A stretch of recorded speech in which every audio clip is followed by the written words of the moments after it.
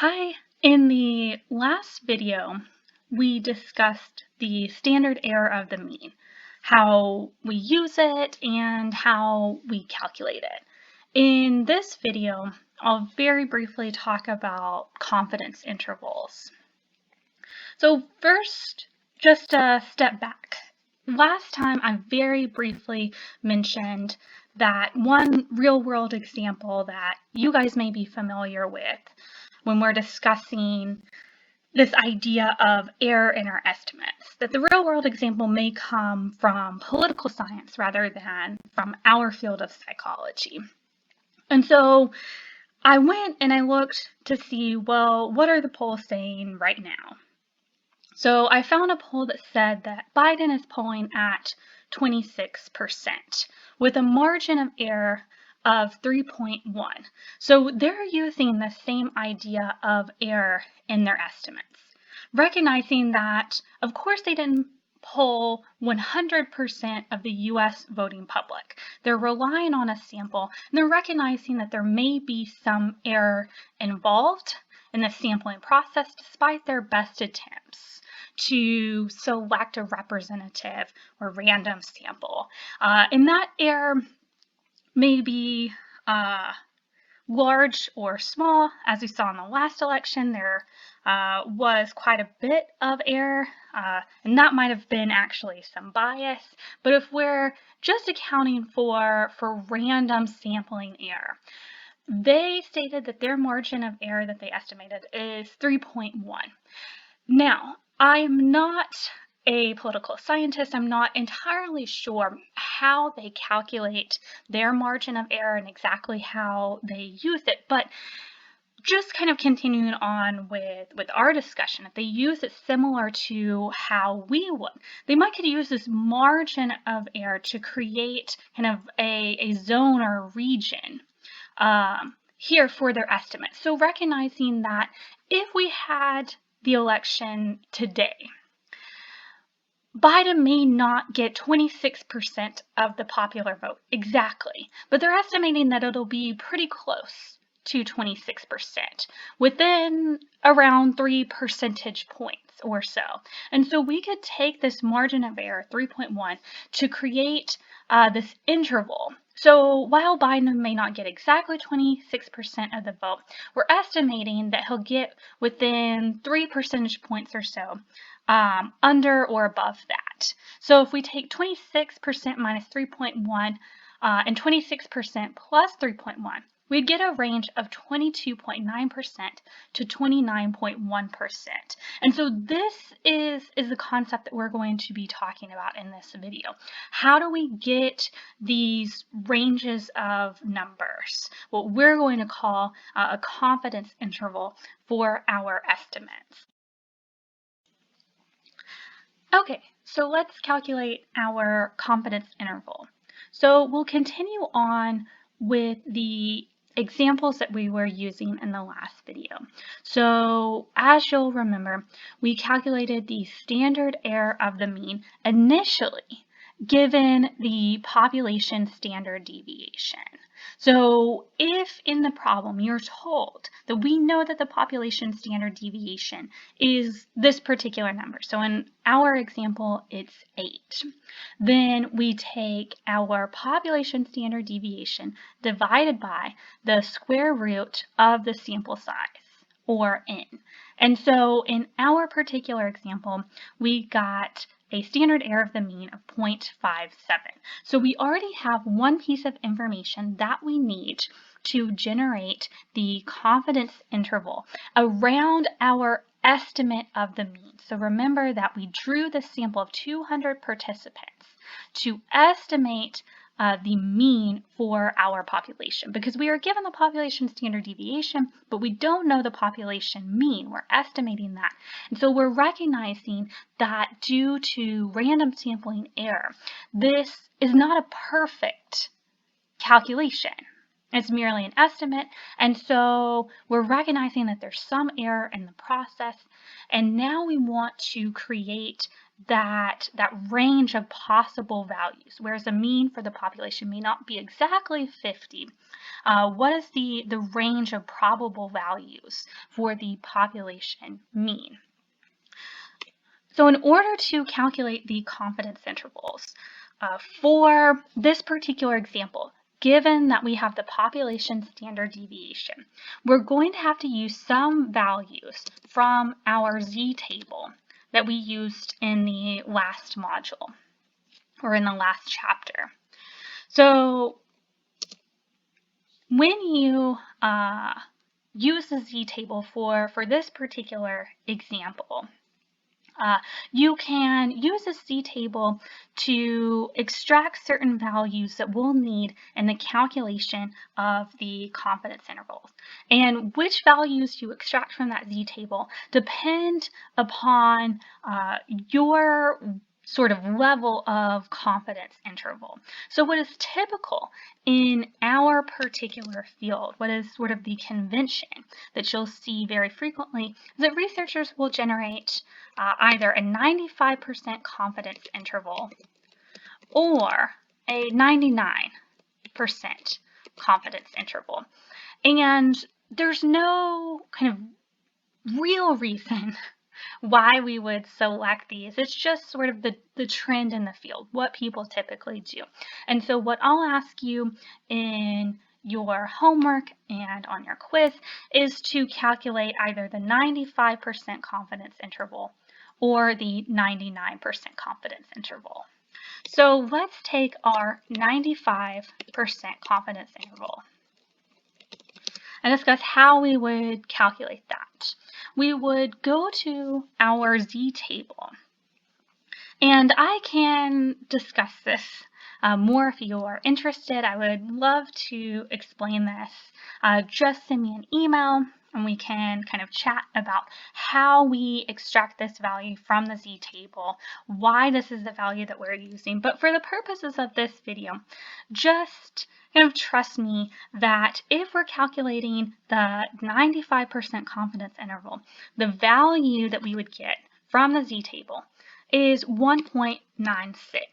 And this value of 1.96 is also in your slides in case you get it, but use this anytime you are asked to generate the 95% confidence interval for a scenario in which you're given the population standard deviation. So you're going to use this value of 1.96.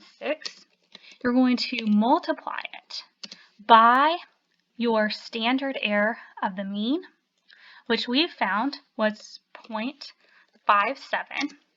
You're going to get that value. So if we take 1.96 times 0.57, we would get a value of 1.12. Now, what we want to do is to add and subtract this value of 1.12 from the mean. So we would take our mean of 50 minus 1.12. That would give us a value of 48.88. And then we would want to take our mean of 50 plus 1.12 to give us 51.12. So our 95% confidence interval for this particular scenario would be 48.88 to 51.12. If we wanted to calculate the 99% confidence interval, again, we would go to our z-table. We would extract a value. If you're interested, I can explain this process a bit more. But for the purposes of this video, that value would be 2.58. Again, this is in your slides, so you can use this value of 2.58 anytime that you're asked to generate the 99% confidence interval for a scenario in which you're given the population standard deviation.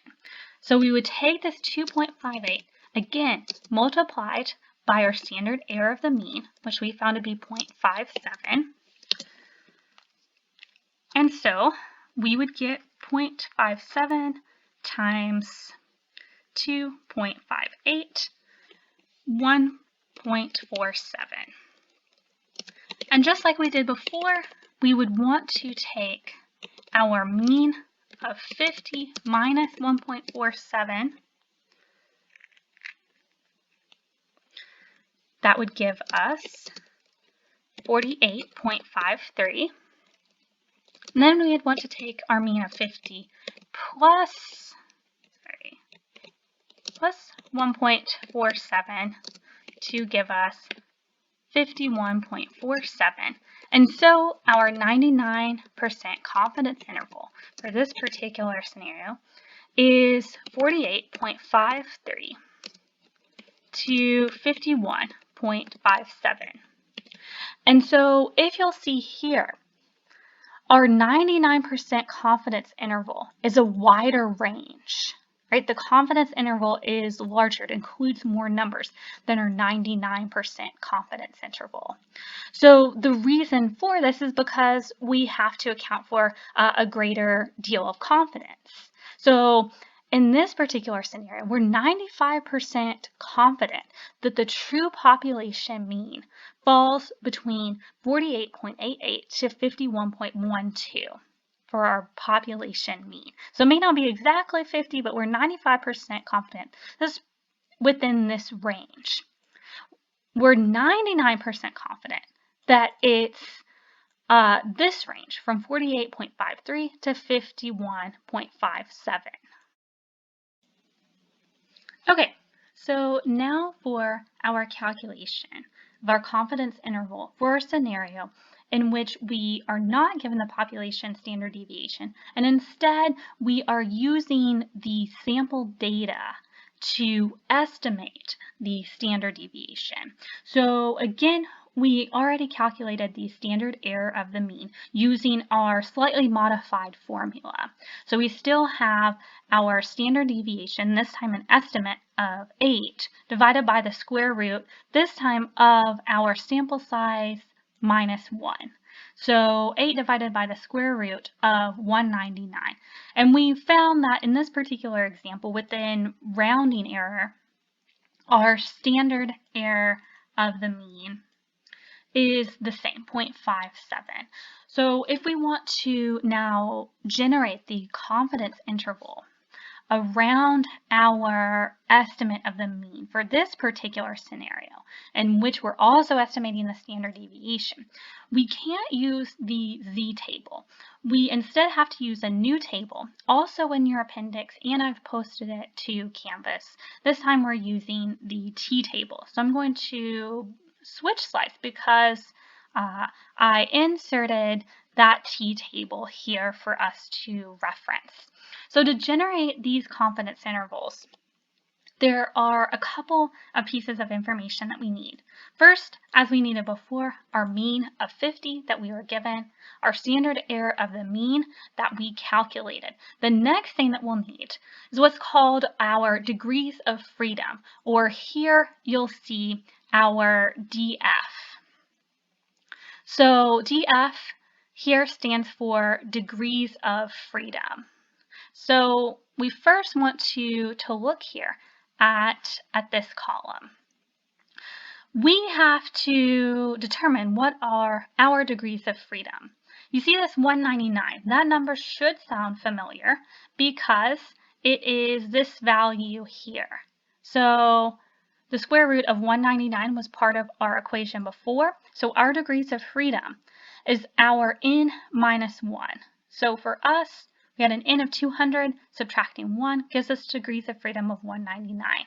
Now, you'll notice here that we don't have a value of 199.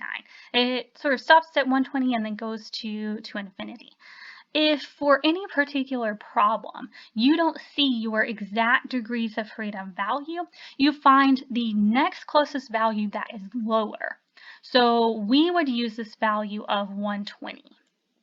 So we're looking here at this row for degrees of freedom of 120. When we are calculating our 95% confidence interval, we want to look to see which column. And for our 95% confidence interval, we'll want to use this column, 0.05. Why? It's pretty straightforward. If we took 1 minus 0.95, we would get 0.05. And so that's the column that we're going to use. So looking across this row and this column, we see that our value of interest that we're going to use in generating our confidence interval is this 1.98. So our value that we're subtracting from the table is 1.98. And so just as we did before, we would take this value from the table, 1.98, multiplied by our standard error of the mean of 0.57, and we would get a value of 1.13. So, and again, just like we did before, we want to take our mean of 50 minus 1.13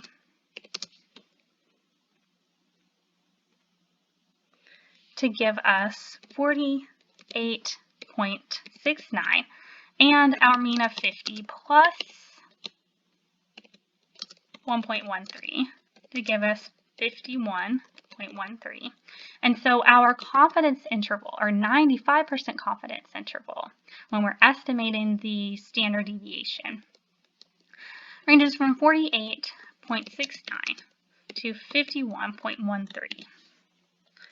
So now if we want to generate our 99% confidence interval, again, we're going to go back to our table, and this time the column that we use is going to be a little different. So we're still going to use this row of 120, but if we take 1 minus 0.99, we would get 0.01, so we want to use this column. And so our tabled value that we're looking for is this 2.61. And so we would take our 2.61 as our tabled value that we need. 2.61 multiplied by our standard error of the mean of 0.57 is going to give us 1.49.